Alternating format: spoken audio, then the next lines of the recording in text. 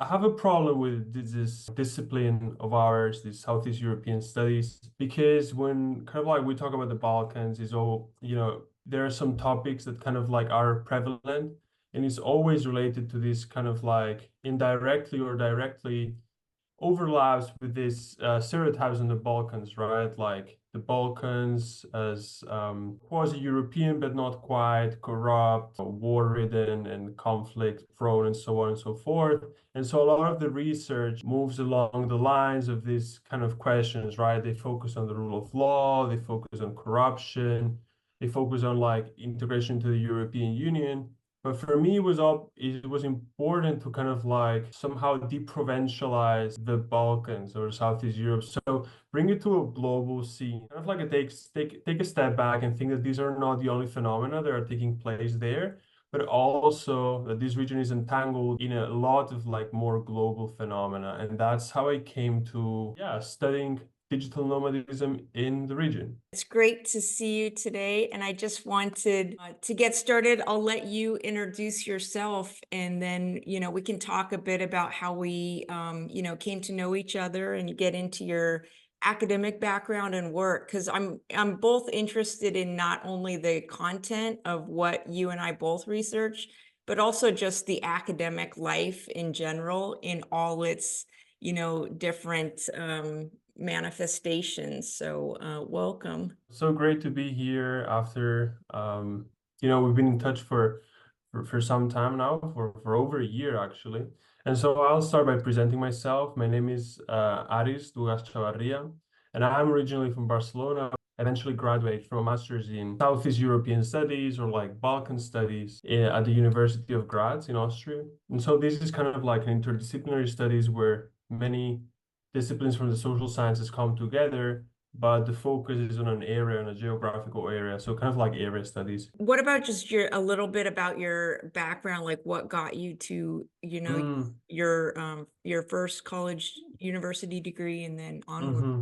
Yeah, 100%. Let's go about that. So basically, I was talking about my master's, but I did my BA back at home in Barcelona, and that's where I'm from. So even though my name is Greek, I'm from Barcelona, and that's where I did my BA in global studies. I started already with an interdisciplinary perspective. In global studies, I say as a shortcut that global studies was something like international relations, but with a more humanistic perspective, with a lot more of like cultural studies and sociology instead of like these pure, more international relations oriented kind of like undergrad programs. After having done 2 years and a half of my undergrad program in Barcelona, so like 5 semesters, I did my last semester as part of a mobility program in St. Petersburg in Russia. This was in 2020.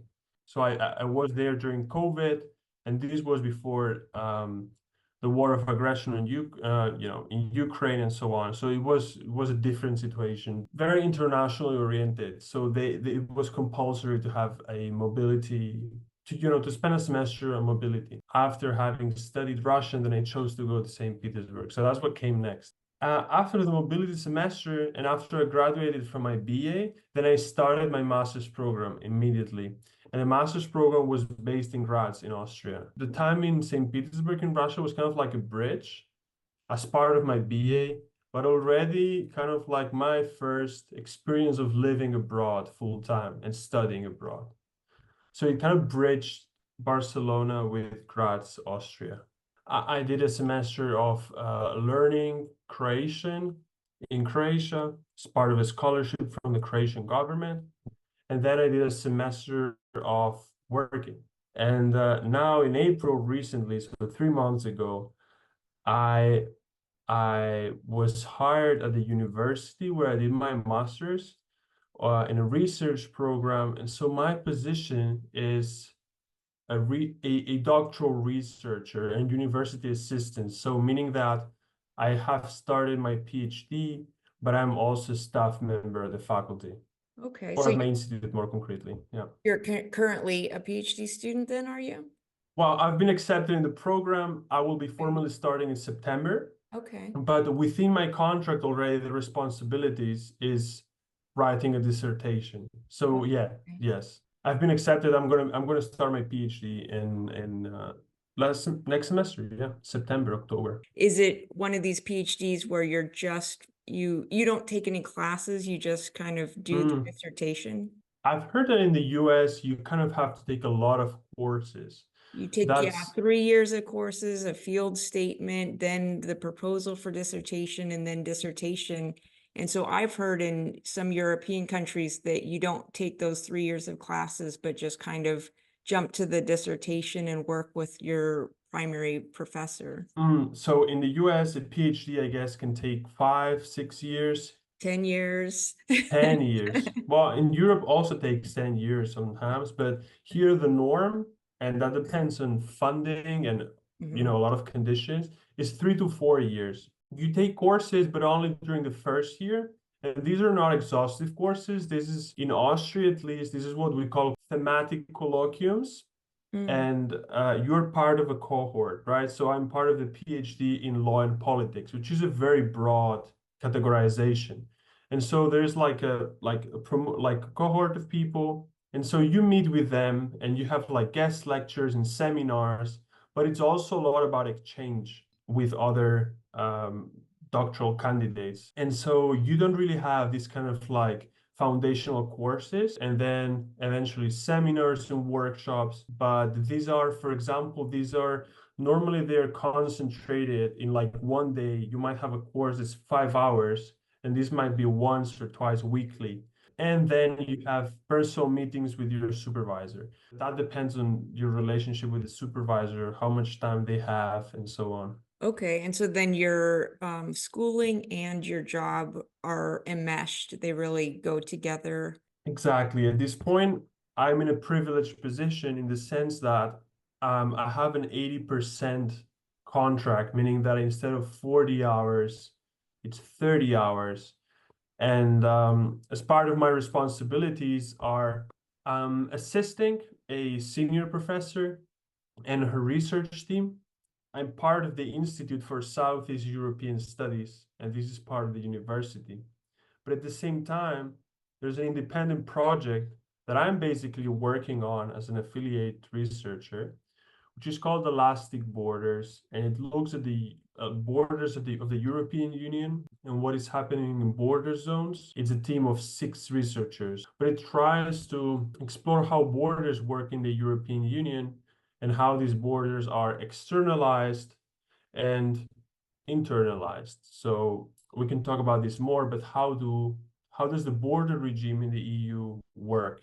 Often in Europe, doing a doctoral program means spending a lot of time doing autonomous research and barely having exchanges with others besides workshops, seminars, or conferences. And I'm lucky to be in a position where I'm part of a team and we are kind of like in a continuous exchange. Yeah, that's amazing. That sounds great. Congratulations. A job, a Thank you PhD. so much. Thank you so much.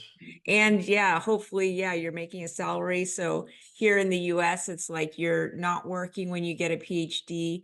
And a lot of people take on a lot of student debt and Mm. at the end of it, they can't get a job. So your position sounds pretty positive.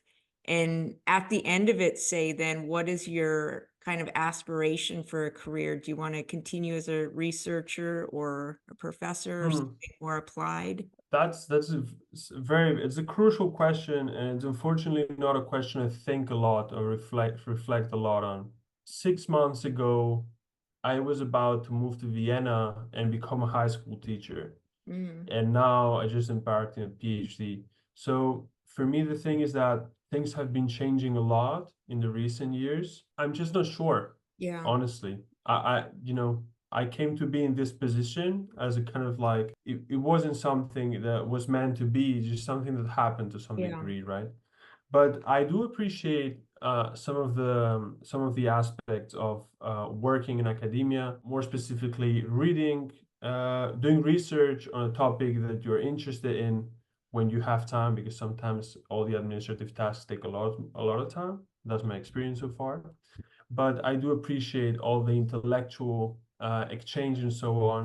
But at the same time, it's not much different in Europe. It's the world of academia is becoming increasingly precarious, increasingly competitive, increasingly monetized to some degree, or everything boils down to the numbers, right? To the number of papers, the number of citations. And so it's very difficult to escape this neoliberalization of academia. And this is part of the world of academia here in Europe too. So I wouldn't stick my neck out and say I want to be a professor. This topic of migration, and although we have a very critical approach to migration, which is not perhaps not the of institutions liking here in Europe, but I wouldn't mind eventually moving to another sector. So like, for example, non-university research, so like think tanks and stuff, or at this point, I'm kind of open to Yeah. possibilities. There's, yeah, plenty of opportunities there, and especially in the future. I mean, obviously, this is a huge issue. For example, this project Elastic Borders that I've been speaking about, it came to be a reality just because it was granted funding. But yeah, let's turn to your article. Sustainable tourists, generous consumers, lifestyle inspirers, the attitudes and expectations of Zadar's local authorities vis-a-vis or regarding digital nomads. And of course, the first part is the literature review, and you summarize and overview a lot of the more important studies that are in the field. And also the article is just, very clearly written and very well written. You're including that critical element, which a lot of digital nomad research was more on the positive side of just only focusing on the benefits, more from this kind of neoliberal corporate business perspective. And so, of course, you and I connected on the critique side. And your article is great in that a lot of articles are just reproducing what's already out there. They're not really contributing something new, but obviously you're contributing something new through your ethnography, through the part of the world that you're focusing on.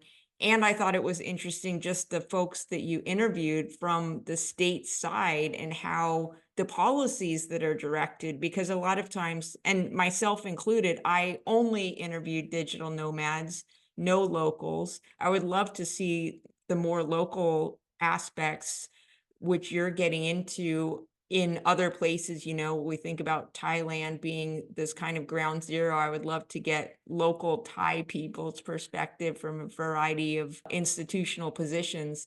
So just talk a bit about, you're doing an ethnography, and in this article, you're talking about 8 people, but who are these people and how did you find them?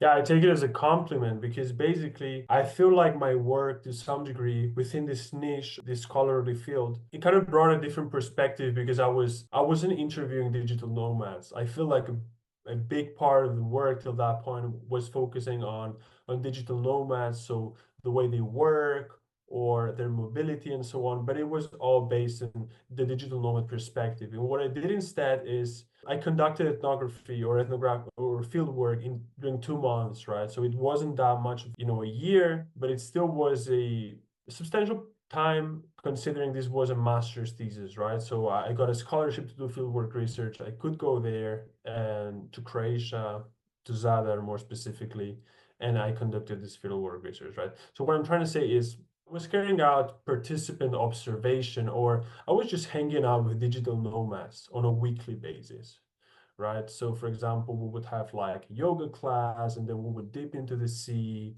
or we would go for a drink or so on and so on.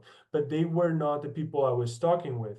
The people I was talking with was, I kind of came together with my mentor and we said, okay, you're trying to look at the social, economic, and political resonances, right? So you perhaps, given that Zadar and this city I studied is called Zadar, is in the Dalmatian coast, is a small city of some 100,000 people, whose economy is based on tourism. It's a deindustrialized place whose economy is based on tourism because it's a beautiful location with Venetian palaces and Roman ruins and a lot of history by the sea. So it's just like a tourist hotspot, right? So for me, it was like, okay, if the economy is based on tourism, and you got to talk to someone from the tourism sector, be it like someone from the town council or the tourism agency. I realized that Department for EU funds, it's something they have, Department for EU funds, was enmeshed into this kind of like entrepreneurial initiatives, like let's bring entrepreneurship to the Balkans, let's bring entrepreneurship to Croatia. And this was also enmeshed with digital nomadism. So I said, okay, then I have to talk to this person too. And I started identifying, like in broader lines, kind of like interlocutors that would interest me with names and surnames, if that existed, if I could find, the right person. And if not, I was trying to sketch out an archetype or kind of like the person I would like to, in broader lines, like thinking, okay, someone who's related to this sector, then I want to talk to that person. And then when I went to the field, it just happened spontaneously. I just talked to someone, they said, you have to talk to that person. And it all came together pretty naturally. Actually, the only people I talked to that were not from the city, that were not in Zadar, were people from the capital in Zagreb. These were people that I purposely wanted to interview because these were people from a housing related activist organization, right? And for me, this was very important because coming from Barcelona which is such a touristified, gentrified place, my assumption that proved not to be so relevant in the end is that digital nomads would affect the housing market. And so for me, it was very important to talk to these activists about housing. And also this relates to my BA research on the history of housing in St. Petersburg. I've always been interested about housing because I think that for my generation, this is one of the biggest, crises and the biggest challenges, just finding housing, a place to live.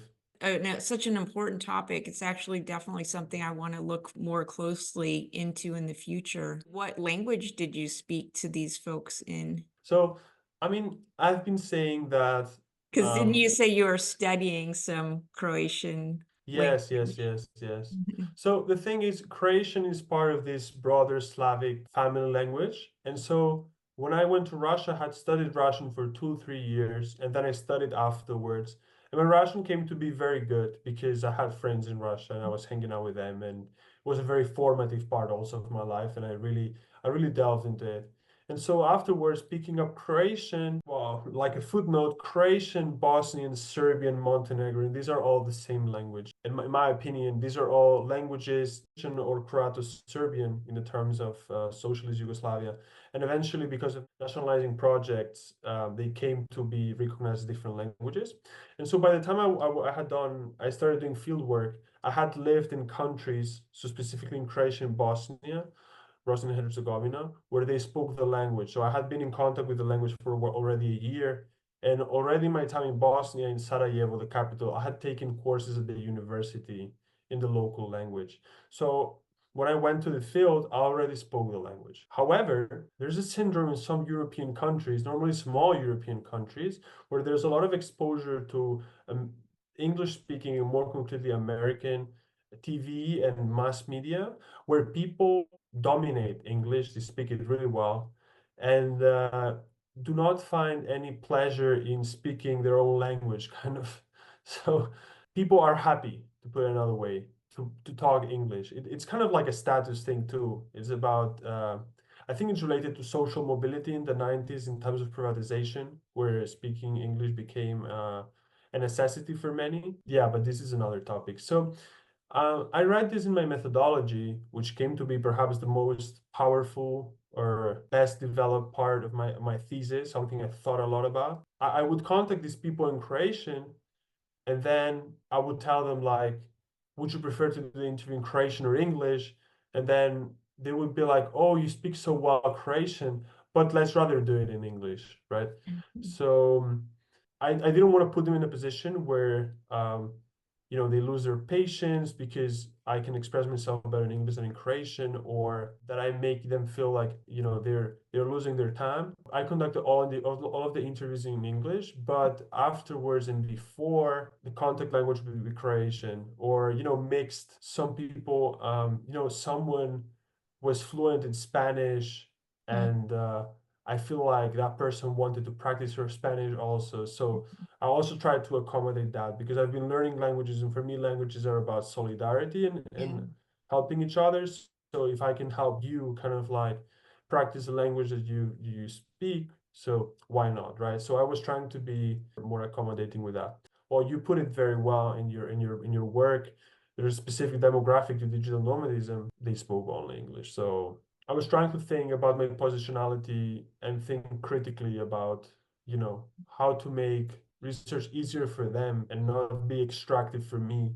And in terms of language, even though I was prepared to do it in the local language, it was just it was not needed. Really interesting, especially for us as researchers, as people interested in these global phenomenon, and on the topic of digital nomads, where people who have those dominant languages, English and German, I think seem to be at the top for digital nomads. They don't choose to learn other local languages, even if they're in that country for a long time. So it's really great to hear about your immersion into these other languages and then your ability to speak to folks in their own language. And I think that, and I love that you use the word solidarity, because especially as we get into these, everyone has a cell phone that can be a translator. And so it's so easy for us to just rely on those crutches, but the actual learning someone else's language and speaking to them in that brings that kind of solidarity, that comfort, that connection to, people. It's just about respect, kind of. Respect. And again, coming from Barcelona, and Spain is a place where pensioners, retired people from all over Europe go retire, right? So in the southern coast in Malaga and so on, and then the Canary Islands, but also where I live, right? So these are people sometimes from the UK, from Yeah. Germany, from Sweden, and so on, who this is also the paradox of migration. We have a problem with, migrants from the global south not integrating, but these people live 20 Yeah. years, 30 years there, and they don't learn Yeah, they don't that's learn a a good word, right? point. So it's about racism at the end of the day, but this is just another topic as well. So for me, it was about kind of like, when I go back home in the summer and I don't even hear, we're not even talking about Catalan, which is the autochthonous language of Barcelona, but I barely hear Spanish in some, districts in Barcelona. I feel like if you're in a place, you kind of have to do an effort. It's just respect, I feel like. And actually, the research I did was at a retreat in Spain, and then there Yes, yes, I was remember that. Yeah. yeah, the digital nomad women's group had in some tourist town. And then in Barcelona, there was a conference. So the main conference I attended and the main retreat I attended were both in Spain. And these were digital nomads that did live in Spain for at least a year, and they didn't learn any Spanish at all. And so it is, disturbing because, and that's part of the critique I have and other people have of digital nomads, is that they're not learning the language of these places that they go to, yet they want to call themselves global citizens. So they keep a distance from the local community. And, we can get into those kinds of topics into the article on digital nomads. It's not even this, Spanish is such a common language And and it's it's, not even a difficult language. Like, come yeah, it's on, if easy to you're telling learn me that, too. you moved to Hungary and you're trying to learn like, Hungarian, I get it. It might take you some time, even if you actively try. But come on, if you're a US citizen, you've been exposed to Spanish for ever. So So it's just Spanish is about a power and domination kind of issue there of, having people learn English. That's the dominant language. If you come from a position of speaking the dominant language, then you're not going to learn a language that is, so-called, lower than that. And the digital nomads that I interviewed who did learn a different language, of course, were speaking non-English languages, and then they're forced to learn English through this kind of power structure. And another interesting issue, because there's so many articles about the rhetoric of digital nomadism from this positive perspective of breaking down the state barriers. And your article focuses a lot on policy structure, the state, and that's a bit different too, because other articles focus on just these ideas and these abstract kind of it. positivities. And so, for example, digital nomads talk about being global citizens, breaking down the Mm-hmm. state borders and stuff like that. And I don't know in your current research if you're looking at, migrants, economic refugees and stuff like that Mm-hmm. who are fleeing based on tragedies going on in their countries, and Yeah, yeah. they are targeted as the problem.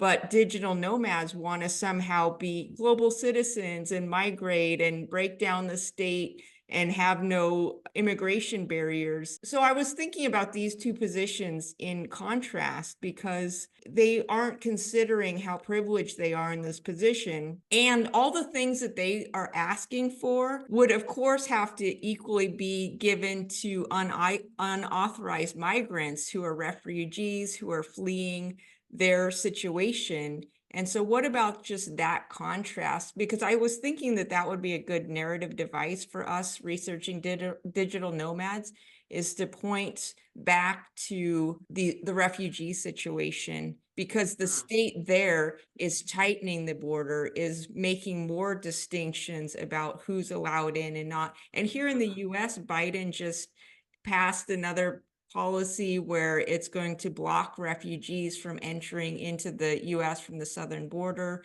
And we criminalize any kind of assistance to migrants. Whereas the digital nomads are saying, oh, the state shouldn't apply to me. I should just be a person that can freely walk around the world.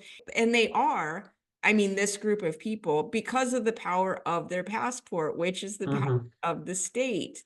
And yet, Mm-hmm. and they say, oh, anyone can be a digital nomad. And yet that is only based on the power of your passport. And you turn around and other people cannot freely travel because of the weakness of their passport. And so if we're going to break down these kinds of immigration and borders and stuff like that, then it would not just be for digital nomads, it would be for Mm-hmm. everyone. But indeed, in the future, we don't see the breaking down of the state as the classic digital nomad book in 1997 thought it might happen in the future. The state is strengthening in regards to migration issues by really limiting the access to who can enter the country. Yes, I would definitely agree with that. And I think that all this discursive, abstract discussions about, digital nomads in the state, digital nomads undermining the state, being the first kind of like symptom of a state that's withering away, that's losing power. This is just, constructions in the air. This has no content to some degree, right? So I feel like, this idea that the state is gonna wither away, is gonna vanish. If it happens, it will happen asymmetrically. So the state will still exist for some things, but for others less. We're ignoring this class situation because digital nomads are kind of romanticizing this global citizen aspect. Mhm. And yet migrants are incredibly demonized in our news media and policies. Yeah. Yes, and the situation in Europe is, and the European Union is not much different. We have a very restrictive, inhumane border regime where within the European Union, Schengen citizens, so within the Schengen area, can move without any restrictions. But at the same time, you have what is the consolidation of what is called the Fortress Europe. So a Europe that's more permeable inside, but whose borders are securitized. Hundreds and thousands of people are dying and have been dying and will die, unfortunately, in the Mediterranean Sea, in different rivers, in the border between Greece and Turkey, in Serbia and Bosnia. People will just die trying to cross to Europe, right? And at the same time, you have a very interesting phenomenon where digital nomad destinations are also places where people on the move go through or are obliged to stay. So I think the most flagrant case is Tenerife in the Canary Islands, which has been, so the Canary Islands have been for decades a tourist destination for all Europeans, right? Mainly Europeans from Northern Europe or Western Europe, Germans, Swedes, British, Italians, all kind of people go to the Canary Islands. And by the way, the Canary Islands are also, one of the last remnants of the Spanish Empire. They're located in Africa. They're just by the sea coast of Morocco, right? This is also another thing about the coloniality of the Canary Islands and all these places. But whatever, let's perhaps go about this. And so in the last years, there's been a lot of migration flows through the Canary Islands because a lot of other migrant routes, refugee routes have been closed, have been, shut down, border pushbacks, violence, but also cutting edge technology that is employed at the border, right? This is also interesting because the digital nomads many of them are so focused on technology, and technology is something that is empowering, but technology also leads to this empowerment of many people. In the case of migrants. So in Tenerife, you have a situation where migrants, when you have small boats with people that want to move elsewhere in Europe, that want to arrive somewhere in Europe. You have this mobility flows through the to Tenerife, which at the same time is a hotspot, a tourist hotspot, right? And a digital nomad hotspot. In my thesis, I touched upon this. If I were to conduct more research on this, that's perhaps the topic that interests me the most is how digital nomadism as a type of mobility comes together, as a type of privileged mobility comes together with other non or less privileged mobilities, right? And here I would identify, in the case of Zadar and Croatia, I would identify obviously tourists, which are the big fish in the city, but also international students, expats, and of course, and more importantly, Ukrainian refugees, workers from the global south that go and they do all kinds of work, what people call unskilled work in the city. You see, the European Union and the European border regime is a multifaceted regime in which that allows for the mobility of some and the immobility of many. And in this regard, there's a fantastic article.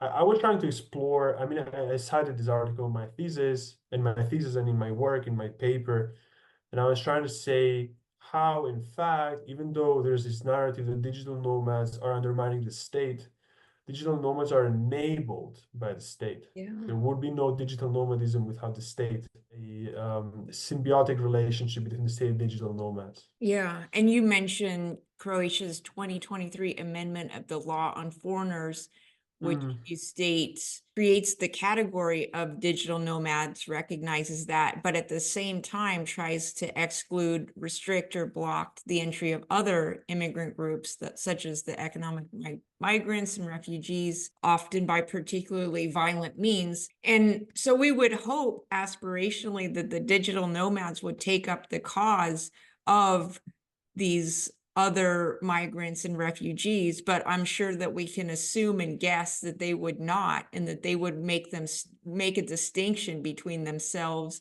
and these others. Have you ever had a conversation with digital nomads where you are talking about these other refugees and situations and what their association is with it in regards to their own position, trying to advocate for no borders and global citizenship? This is a super interesting topic, and this is important because Croatia it accessed the European Union in 2014, and later in 2023, it became both part of the Eurozone, so the currency area, and also the Schengen area, which means the common area where where movement is enabled within the Schengen zone. So in this zone, you don't need to show your passport to go through borders. There are no border checks. So Croatia became the European Union's borderland, right? It is actually the Balkan route that we call through different changes throughout the years. It is the crossing between Bosnia and Herzegovina and Croatia that many migrants are taking. It used to go through different places, and now it's mainly through Bosnia and Herzegovina and Croatia, and concretely through the city of Bihać in Bosnia and Herzegovina. And then, people on the move, migrants, refugees, they go through Croatia and eventually try to reach Germany through Slovenia and Austria, and Germany, and through Slovenia and Austria, or try to get to Italy, or try to continue their journey north. This wasn't a transit kind of like location, right? With these amendments on the law of foreigners and some labor laws, there has been a substantial inflow of workers from the global south in Croatia. In Croatia, again, is a country experiencing demographic loss, brain drain, loss of workforce, and aging population because because young people just basically migrate to other European countries, namely Germany, Austria, Ireland, and so on, because of better working conditions. So you have in the city presence of people from the global south. And when I say from the global south, let me tell you more specifically. We're talking about people from Bangladesh. We're talking about people from Uzbekistan, people from Senegal, the Philippines. Some are visible in the case of, for example, delivery workers, but some are not that visible in the case of, for example, women from the Philippines that work in a fish factory, right? Their presence is it's not a minor thing. It's a presence in the city. It's a new social group. If you want to, these people are not one social group, but let's say that the city has the demographics of the city have changed to some degree. You have another type of presence there. What I can tell you is that these migrant workers from the global south were not coming together with digital nomads or the other way around. So there wasn't some kind of convergence in spatial terms or in simply lifestyle kind of like or any kind of activities. These were two communities that were not coming together. And in the case of workers, this is understandable. These people, they work a lot. They are often in like legal gray zones. They are exploited and might work overtime and might not just have the desire to just hang out with digital nomads in their little free time, right? But it's true that there wasn't any kind of like initiative from the digital nomad group. And here we should maybe talk about a digital nomad expat group because this kind of like find common spaces or common activities to do together. No, there wasn't such thing. Incidentally, when I was doing my research in Spain, it was 2017, and we were in Barcelona. And at that time, right before the conference started, there was the general strike and there was the independence vote. Were you there in the country at that time? Yes, Yeah. yes, I was there. I was there. A And very since formative experience actually yeah, about this I activity. did my dissertation on direct action, social movements, anti-globalization. My dissertation was on the anti-globalization movement of 1999, 2000, protesting against the IMF and World Bank in the US. And so I'm very interested in social movements. And so if I'm in another country, especially, and there's a protest or a demonstration, I mean, that's very exciting to me. So I was out in the streets and I participated and observed these things happening. So there was the general strike where, a general strike, people weren't working that day. They filled the streets, they marched, they went to the center. And I was there taking pictures of that.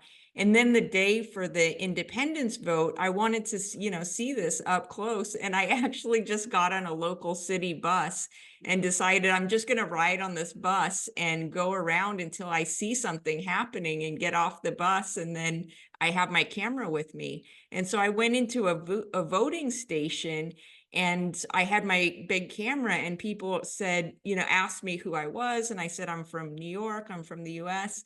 And they said, oh, we love international observers. Why don't you come behind the counter and you can take pictures, you can, observe. And so I was so excited, like, wow, something's really happening here in this place that we just happened to be for this digital nomad event. And so how exciting, to see what's happening in this country, to get to know a bit more about the culture, the history, what's happening. And I was shocked to see that the digital nomads were hiding away in their co-working, co-living spaces and not stepping foot outside.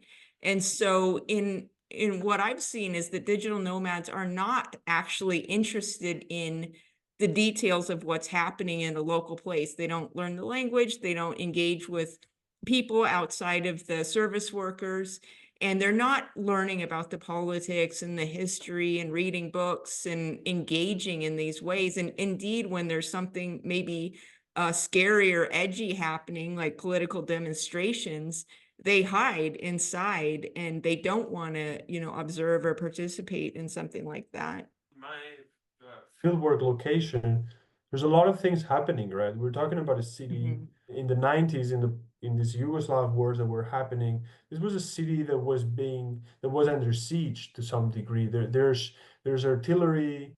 You can see you can see the Mhm. war scars in the city, in some places. So this is a city with a history, and in a very obvious history. You don't even have to do a lot of research to realize that something happened here.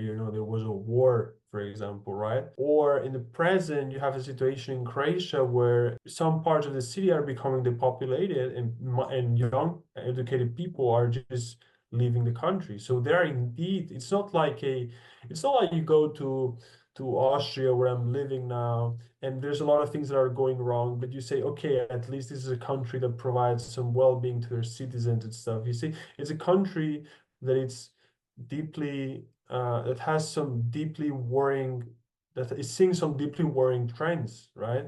In its past, in its present. So I think there are reasons to get involved with the community there. And this was just not the situation that I saw with digital nomads. So there wasn't any interest on the politics. I understand that electoral politics in Europe are a bit complicated sometimes, but I'm just talking about the recent history. I'm just happening about things that happened 20 years ago. We're talking about a war, right? Or we're talking about, a critical situation where people leave the country. I didn't feel like there was, for example, something that I would have valued is some kind of like and I talk about this in my work is when people study the local impact of digital nomadism. People talk about this idea of like knowledge transfer, and they say like digital nomads will transfer knowledge to people in the global south so they can access the digital gig economy and eventually can participate in this economy and stay in their places of residence and bring money in, right? This is a common argument, but I just didn't see that. I understand that, as a digital nomad who's spending 2 months in a place, it's very difficult to put these things together. So I think it should be institutions that kind of like, put forward an initiative to bring like perhaps local people and digital nomads together. But it's true that, even though institutions weren't doing it, the digital nomads weren't showing that much, initiative or willingness to do that either.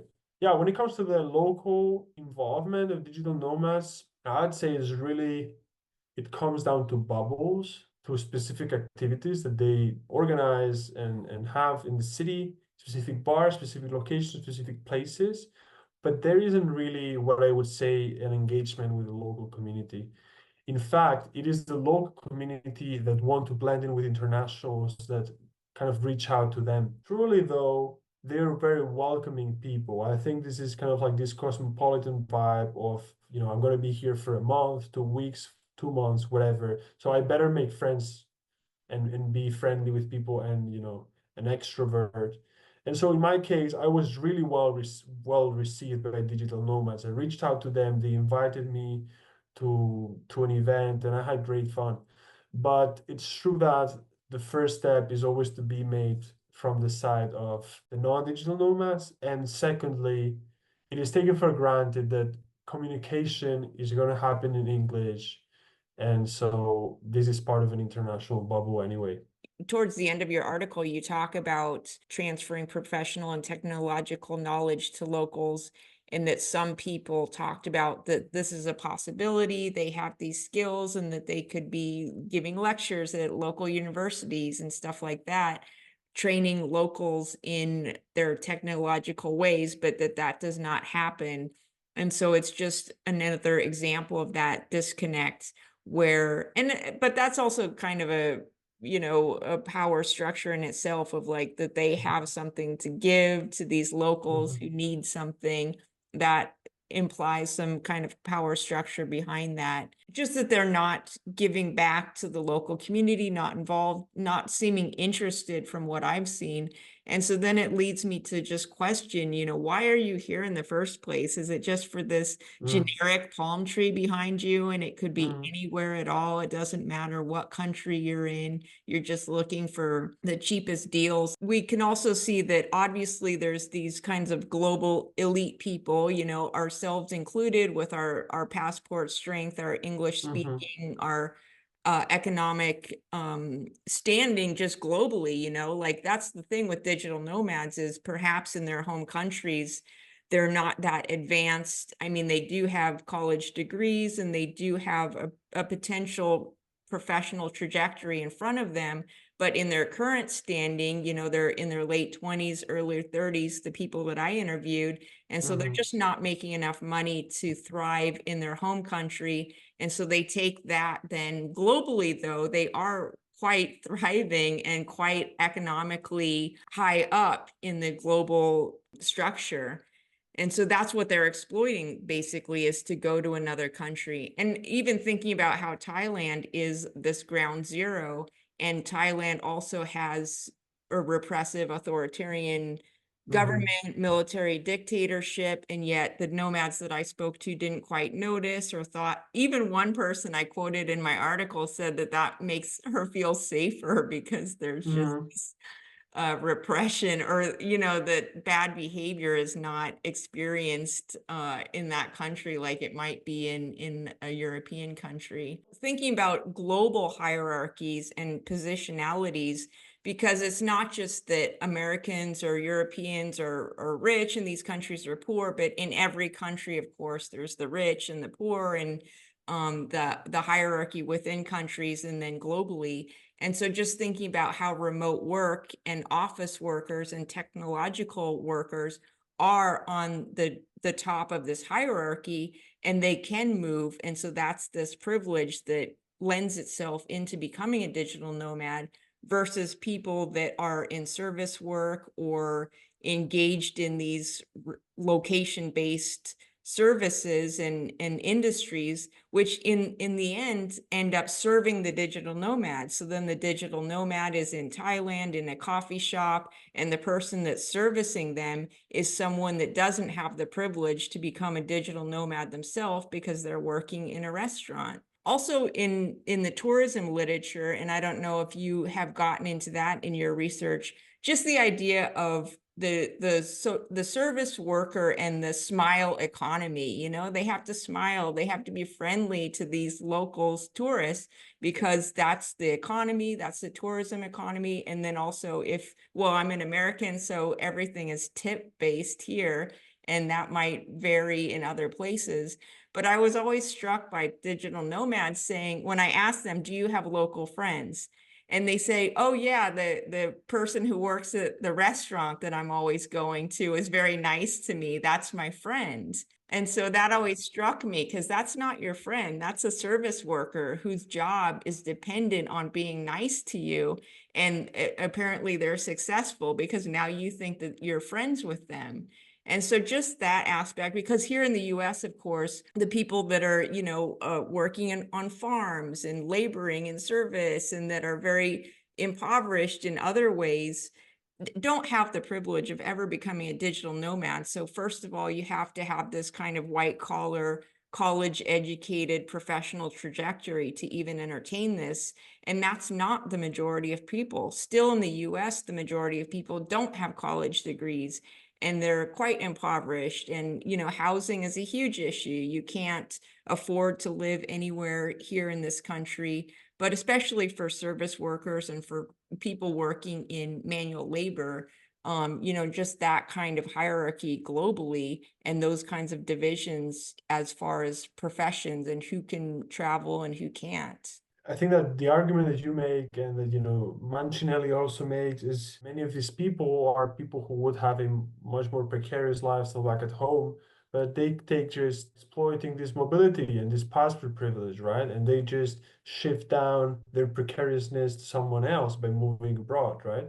And this, I don't think that this is a conscious strategy many times, but I think that many people just don't do the effort of reflecting on their positionality. And it doesn't serve them to do that, because it is, we are in a privileged position. And so especially like you and I, if we want to study sustainable tourism, and we have our own personal desires to travel and stuff. I mean, ultimately, we are still part of the problem, and overconsumption globally, and all of these horrible things that are being done by, our governments. It is, upsetting to say the least. I mean, definitely. I'm not trying.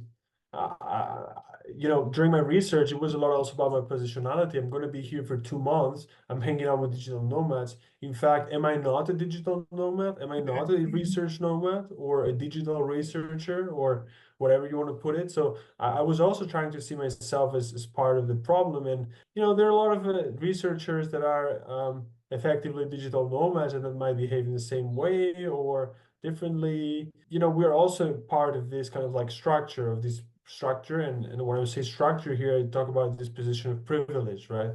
Yeah, that's one thing. But I think we need more critique of digital nomadism from a class perspective. Yeah. And and here we're talking about these global structures, global class, this idea that almost race divide, global divide between the global north and the global Yeah. south, and how digital nomads come to this. And also, the digital nomads are also very interesting device to understand how borders work, understand how complex borders are, how multifaceted they are, in the sense that they enable, but also enable the mobility of some and restrict the mobility of others, and how the state comes into play in that regard. And when you're talking about this co-workspace, there's this article by Karen Fast. It's called "Who Has the Right to the Co-working Space," and she talks about how all the invisible work that is being done and all these differences in like the labor that is being done in the co-working space, Yeah. and who's actually enabling the co-working space, who's running the thing Yeah. behind this, behind the curtains, like what kind of invisible, and I say invisible because these people normally are made to come at night, are made to come to when the co-working space is closed and so on. This invisible work that is being done, right? And so this is something that I feel is just not being acknowledged in these Yeah. kind of communities. And also it's interesting to see how different types of labor with very different statuses come together. Not only the co-working space, also the hipster bar in Bali, or the only vegan restaurant in Zadar. And also it's interesting in Zadar because there's a co-working space that is free and that is paid by the government, by the local authorities. So it's also interesting to see like state authorities trying to lurk digital nomads, trying to attract digital nomads, and this kind of like intersection between the public and the private, and the public getting privatized in its methods and ways, and every time, kind of like framing itself as part of this entrepreneurial kind of like language and way of doing things. Yeah, definitely. Well, I just had one other question, and then I'll let you see if you have other final concluding thoughts about your article. And then maybe we can also just kind of mention some ideas about where future research should go by ourselves or others. But since my research was in 2017 and you said yours is in, well, 2022, right? And so COVID, of course, happens, the pandemic. And so my research was before the pandemic and yours is after and during. And so, and you mentioned this in your article, and you talk about how this was just another perfect example of the state imposing itself on this global pandemic, and then how digital nomads responded to that. Did they go home to their home countries to use the social benefits of their home countries as provided, or did they stay in their host countries and then have difficulties with maintaining visas and crossing borders and stuff like that? And I think, of course, other European countries might have a lot more social benefits than the US does, because I definitely saw some digital nomads on YouTube talking about just how they can't afford to come back to the US because they'd have to rent an apartment and buy a car and just and buy health insurance. I mean, a lot of American nomads are buying tourist health care, but inside the US these costs could just be incredibly prohibitive. So a lot of American nomads just couldn't afford to come back to the US, or indeed they were forced to, but it was at a huge economic burden. And so just your points on COVID and how that shifted the digital nomad landscape. Well, I actually conducted research in 2023, not 22 now that I think about it. So I think the COVID part wasn't as relevant to my case, but some people, they were saying, okay, at the end of the day, there's always, it's like this last resort, just flying back home and enjoying healthcare there. But I guess that for some American digital nomads, it's also about, they might not be able to afford this, that's really another dimension to it. And this article I'm talking about is by Holleran, and it's called Pandemics and Geo Arbitrage, Digital Nomadism Before and After COVID-19. So my research is more part of the after the COVID-19. And so the thing with Croatia is that people, digital nomad visas are made for digital nomads, but actually digital nomads don't go to places on a digital nomad visa normally. So they were just on tourist visas there, being covered or partially covered by the healthcare. And so, yeah, but on the other hand, they were also enjoying all of the publicly subsidized services in the sense of, like, roads and public transport and so on and so forth. So it's something that people kind of like do not consider, but these people are also using like public infrastructure in this regard. Yeah, this is a big critique on like some digital nomad visas that I've seen. They don't impose any taxes. I remember a critical article from a Croatian newspaper. They were raising this point that people are actually just not paying taxes where they go to, which is definitely a concerning trend, So because governments want to attract this consumption expenditure, they just won't tax digital nomads. It's an interesting trend, might have an economic rationale, but ethically, there seems something is not quite right. Exactly. And at a lot of digital nomad conferences, they always have a panel about how to avoid taxes or tax. Or how to smart and harmonize, and there's a specific vocabulary to digital Yeah, you use nomadism. the right words. And one other point just about the bringing the power of your home country with you is that these Mhm. digital nomads, of course, are employed by companies in their home country, or at least the salary is based on the salary of their home Mm. country. It's not like they move to Thailand and work in the local Thai industry at the local Thai salary. So they want to bring their home country salary level with them and then exploit that positionality in this lower income country that they're visiting. But they would never ever consider taking a local job in that country because, of course, that salary would be lower. Nomadism wouldn't make any sense if they Right. were taking local jobs. Like, digital nomadism makes sense because apart from all of these ethos of neoliberalism, hyper Yeah. mobility, accomplishing yourself to travel on leisure, there's also this idea of, like,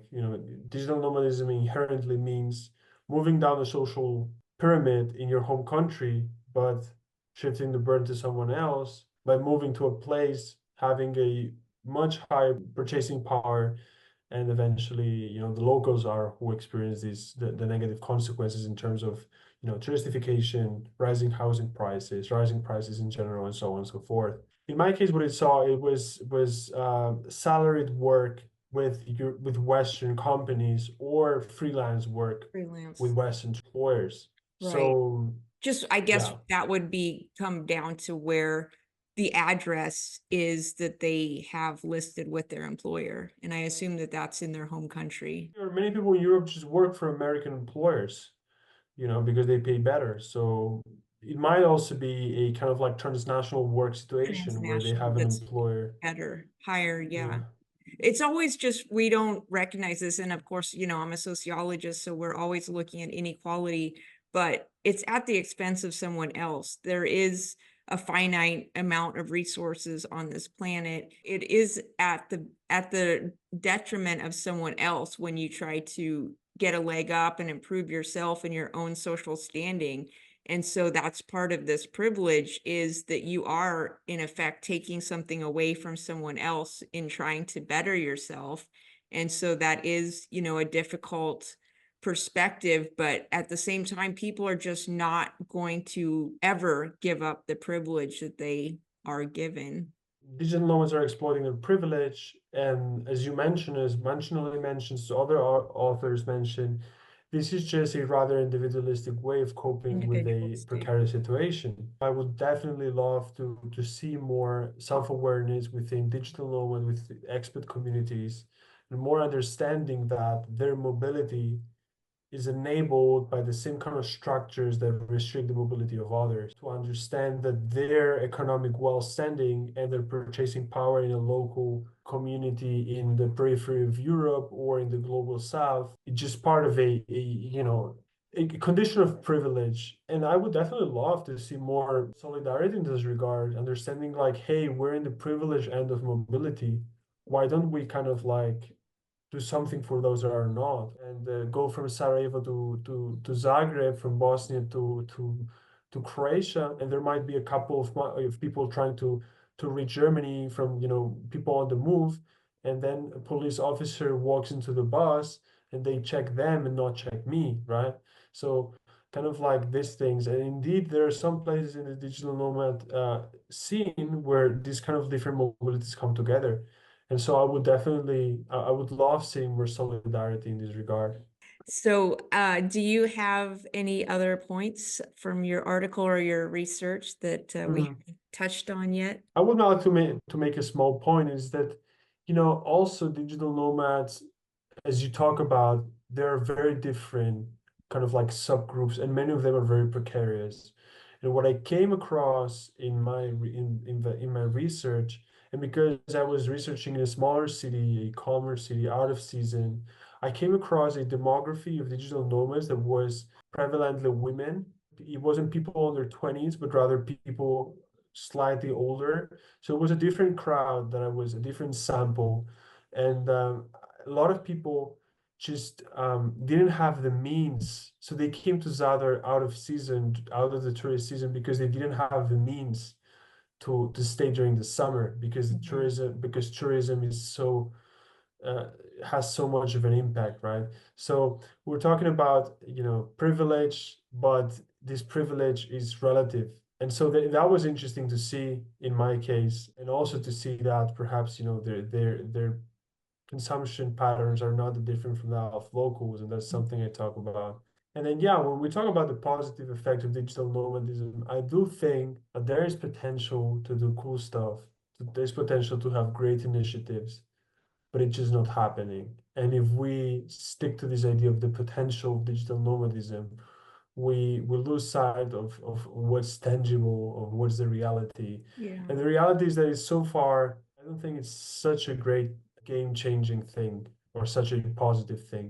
It has the potential to do a lot of good stuff if channeled in the right way, but so far, I'm just not. I didn't see that. Looking forward to positive, to more self-reflective initiatives coming from the digital nomad community and from those dealing with digital nomadism. In this case, authorities, entrepreneurs, and so on. So far, is a rather limited phenomenon, I would say. Definitely. And just concluding, to think about what kind of future research either you would like to do or you'd like to see done by others out there on just a larger topic, maybe not even digital nomads, but migration in general. I might end up doing a comparative investigation of how humanitarian solidarity is being disciplined and criminalized in the European Union's Yeah.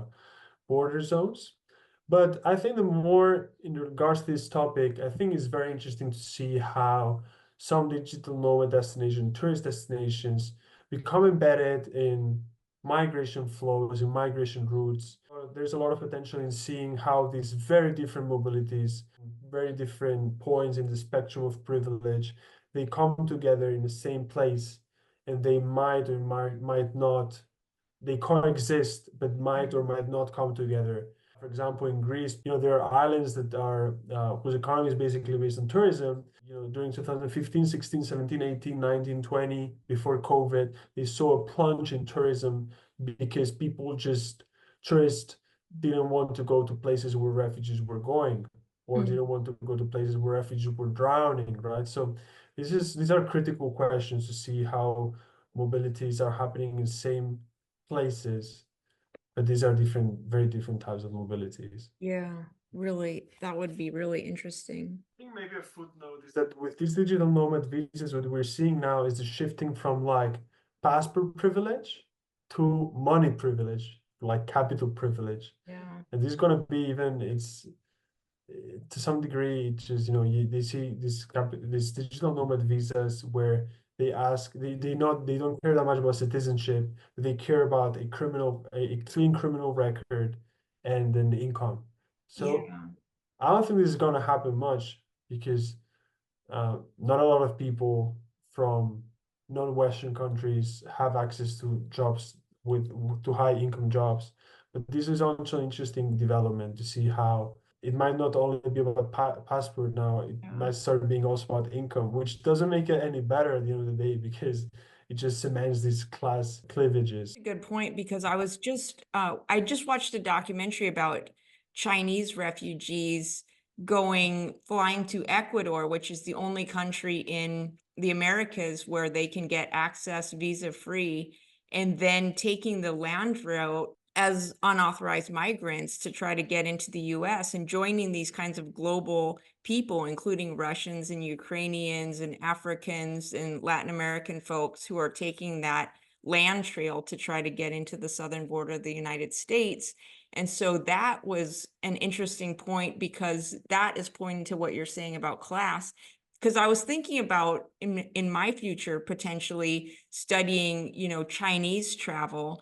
And so thinking about Chinese citizens, like here you have the most, say, disadvantaged Chinese citizens that are taking this route. And it was reported that perhaps last year, up to 40,000 Chinese nationals tried to get into the US on the southern border, and a very, of course, hazardous pathway that others have take as well. But then, of course, the United States has so many, like China's the number one for students in the United States, China and India. And then, of course, we have lots of high-end Chinese workers who can get a visa to get into the US. So that's pointing to the issue of social class and accessibility into either just traveling or the job market globally from one country that has these multi-layered restrictions based on class and not just the passport as well. It's really interesting, and also to see how sometimes people who don't get in, who cannot make it to the EU, try to make it into the US, or Cubans that fly Canada. to Serbia and try to get into the EU. And so these migration flows are very much interconnected because institutions that try to hamper them, they learn from each other, and Yeah. they are much better connected than we think sometimes. But also people, they might try to get into the US, eventually not be able to make it, and try to get Get into the into EU, another or country. try to Things get are into changing. Australia. And Yeah. even these particular Chinese migrants that were taking this route were using TikTok and a particular hashtag on TikTok to spread their information of how to do this and Mm, just to share videos of their journey. And so I looked up that hashtag on TikTok, and I had to put effort into finding the Chinese characters to put into it. mm, And when I did that, TikTok said, this is a banned topic that can't be accessed on our platform. So just how no. things are shifting, like technologically, but also just the hot spots and the destination places are shifting as well. So maybe people don't want to come to the US anymore, but Canada or other countries, or even Yeah. Latin American countries, are now more the places for other types of migration. For example, Mexico for Mexico for American citizens, digital like nomad, Mexico yeah, City. yeah. All right, well, thank you so much for joining me. I'm so excited to talk to you about your article and your ongoing research. Thank you for having me. It was my pleasure. Again, we didn't talk about this, but in a situation of panic, my first experience doing field work, you were there to talk to me, and I really appreciate it.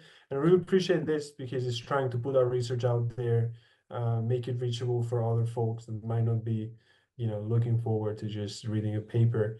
And so this is a great platform, great opportunity, and keep the great work in the sense of this channel, and it was my pleasure.